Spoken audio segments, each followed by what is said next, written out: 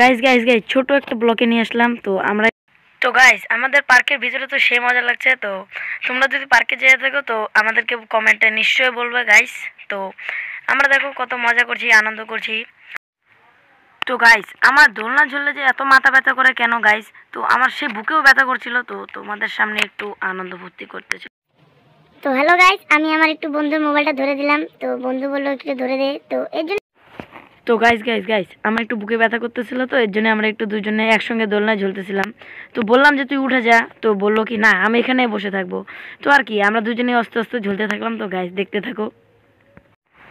তো গাইস অনেকটা দেরি হয়ে গেলো, তো আমরা একটু ওদিকে গিয়েছিলাম। তো বাচ্চারা বললো কি দাদা তুমি কি ইউটিউব চ্যানেল করো? তো গাইস এটা ফালাকাটা নিউ পার্ক।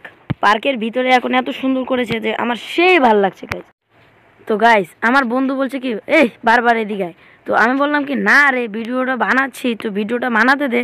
তো বলছে কি না খালি দোলনা ঝুলবো দোলনা ঝুলবো। তো আমি আর কি করব। তো গাইস এই যে এই ছেলেটাই বলছিল যে বারবার দোলনা ঝুলবো, ভিডিও বানাতে দিব না তোকে।